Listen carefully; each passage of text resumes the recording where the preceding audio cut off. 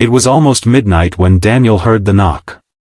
In a quiet neighborhood where the only sound was the ticking of the old clock in his hallway, that knock felt like thunder. He wasn't expecting anyone. He lived alone. But when he opened the door and saw her, standing barefoot, soaked in rain, wearing nothing but a tearful smile, he realized life was about to change. For both of them. Daniel Carter was a 38-year-old widowed carpenter who lived in a modest two-bedroom house on the edge of Denver, Colorado. Ever since he lost his wife in a car accident 3 years ago, he'd kept to himself. He worked during the day, came home to empty silence, and lived with the memory of love that once filled his home. He didn't expect the knock. And he certainly didn't expect her. She was young, maybe in her early 20s, wrapped in nothing but a thin, oversized white shirt that clung to her soaked skin. Her dark hair was stuck to her face, and her arms were wrapped around herself, trying to hide more than just her body. Her eyes were red, not just from the rain, but from the storm that had passed through her heart. "Please," she whispered. "I didn't know where else to go." Daniel's instincts fought against his loneliness. He could have shut the door. Called someone. But something in her broken voice, in her fragile smile, reminded him of someone he once promised never to abandon. So he let her in. He gave her a blanket, a cup of hot cocoa, and sat across the room as she trembled and stared at the floor. "My name is Lily," she said finally. "I'm sorry for coming here like this. Her voice broke. "I ran. I had to run." He didn't ask right away. He waited. Sometimes, silence can be kinder than questions. Finally, after an hour, she spoke again. "I was supposed to marry a man tomorrow. He's 10 years older. Rich. Controlling. My stepfather made the deal. Said it would save our family.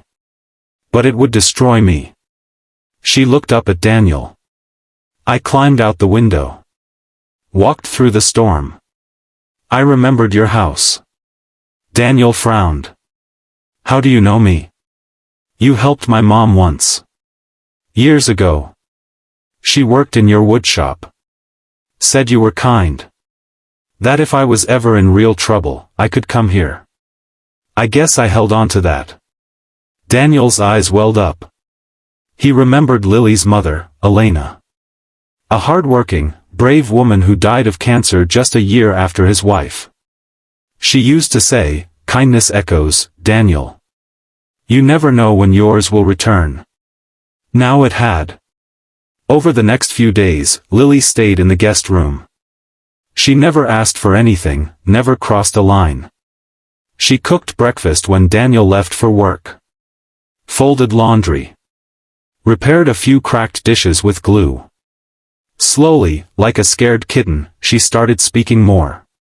Daniel learned she was 22. She loved painting but never went to art school. Her stepfather gambled away their savings and began controlling her every move. Her mother's death left her alone with a man who saw her as property. Daniel offered her safety, not just a roof, but space. Respect. But the town? It wasn't so kind. Rumors began. She's half his age. She came from nowhere. She's after his money. Daniel heard it all. So did Lily. One afternoon, Lily asked, "Should I leave? I don't want to ruin your name." He looked her in the eye. "People will talk no matter what. What matters is what we know in here." He touched his heart. "And I know you're safe here." Still, the pressure was building. One night, a black SUV pulled up outside Daniel's house. Lily froze when she saw it through the window. "It's him," she whispered. Before Daniel could ask, the front door burst open. A man in a designer suit stormed in, followed by 2 bodyguards. "I'm taking her home," he snarled. Daniel stepped in front of Lily. Calm. Firm. "You'll do no such thing." She's mine. She's been promised. You have no right. She's not property, Daniel said coldly. She's a human being. And she decides. Lily stepped out from behind Daniel. Her voice trembled, but her eyes burned. I'd rather die than go back with you. The man reached for her, but Daniel grabbed his arm and twisted it behind his back. I suggest you leave before the police arrive. The man hesitated. Then, seeing Lily's resolve, and Daniel's strength, he backed down. The SUV screeched away into the night. Lily collapsed into Daniel's arms. And cried. And cried. And cried. In the weeks that followed, Daniel helped Lily apply for an emergency protection order. He connected her with a non-profit that helped young women escape forced marriages. He found her a therapist. He bought her paints and canvases. And one morning, he walked into the living room to find a large painting drying near the window. It was a painting of his front door. And standing in front of it, a girl, soaked in rain, with a tearful smile. It's how I looked when you first saw me, she whispered. It's how I knew you were real, he replied. Their bond grew stronger. Not romantic at first, but deeply human. They cooked together. Walked in the garden. Shared silent breakfasts and long late-night talks. Healing takes time, but kindness? It accelerates everything. 1 year later, Lily held her first art exhibition. Daniel stood in the front row, proud like a father, friend, and guardian. When a reporter asked her, "Who changed your life?" she answered, "A stranger who gave me shelter, not just from the storm outside, but from the one inside me." If a man with a broken heart can open his door to a stranger, and a girl with nothing but a tearful smile can rebuild her life from scratch, then so can you.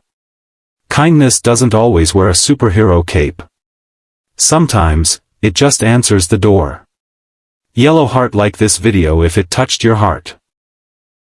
Subscribe to Kindness Stories for more true-to-life tales of love, courage, and healing. And remember, your one small act of kindness can be someone's turning point. Yellow heart.